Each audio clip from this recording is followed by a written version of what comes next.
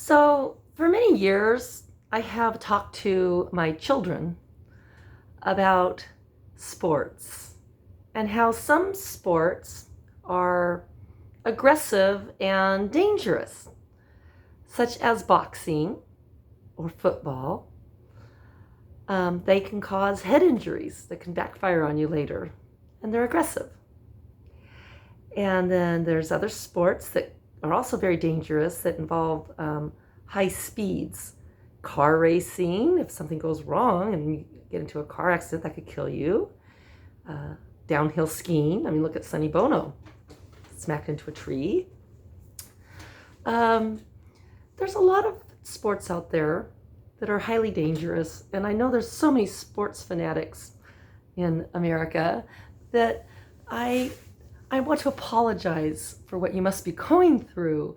You must be having a horrible time just not being able to watch your favorite teams and have your screaming at the television going on, and that your team won or oh your team lost. I'm just all that, social grouping together with other sports fanatics. I'm so sorry. But there are other things to do in life besides sports. I grew up in a home that we weren't really big sports people. I got into another kind of sport that was rather dangerous. It was called ballet dancing. That's a very dangerous sport. It's almost more dangerous than football. And I also got into another kind of sport called book reading. That's a sport. It's a brain sport.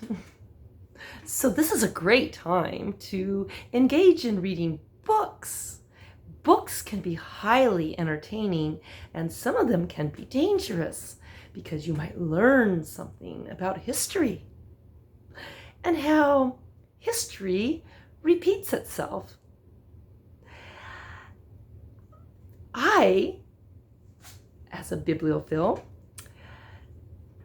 was made fun of because of my book learning and my writing skills. Writing is also a dangerous sport. I have written out things that people are upset about. But in America, we have the freedom of speech. That's one of our rights, is the freedom of speech. And when I went to the U of O, I got to learn how to cuss like a 17th century educated pirate. I now have a mouth on me that sounds like a sailor's. I know it's shocking, but I can say fuck and prick and cunt. And I can even say archaic cuss words like swive. Because I've been swiven.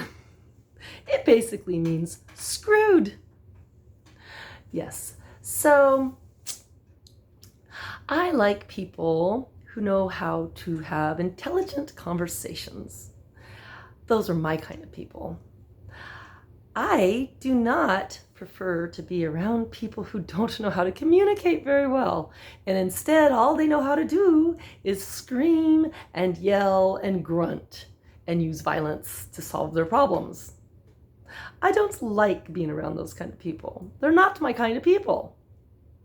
I don't like big bullies that put their hands on me and shove me away. I don't like big bullies that try to stick their foot out and cause me to trip. And I don't like homicidal maniacs that tackle me to the pavement and try to pound my head into the pavement. I also don't appreciate people who run stop signs and stoplights and then crash into my vehicle and do things like put me in a spin out. That was a fun time. It's a great way to put a spin to the end of 2018, the month before the woman attacked me. So I've been through some traumas, and it's okay, because what doesn't kill me just gives me more material for more comedy. Tragedy births comedy. And comedy is a great way to engage in trauma healing and trauma recovery. So, since we're living in a crazy time right now where people can't engage in their Neanderthal sports, and we have scary people on national television talking about hunting down and eating their neighbors, and then we have people that are committing suicide left and right, and then people like me being accused of trying to commit suicide when I wasn't. I was only dying from a bowel obstruction 10 days after hysterectomy that I went in for doing self-care so I wouldn't die from cancer.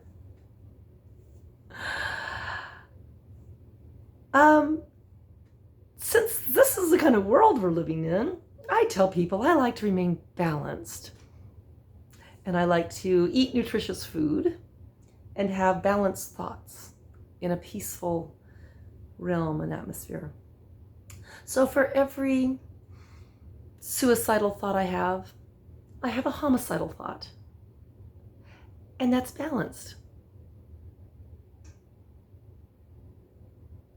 And I'm smart enough to know that I don't want to go to prison. Therefore, I don't have to act on any of the homicidal thoughts. And I enjoy life. So I don't have to act on any of the suicidal thoughts. I figure someday God's going to come to collect me. Because on the day I die, I know where I'm going, and it's not to hell, because I've already been there. I've already been there, done that. I've been held hostage in hell before. Yeah, I have. And I have dealt with some demons before, people who have demons in them. They even identified themselves.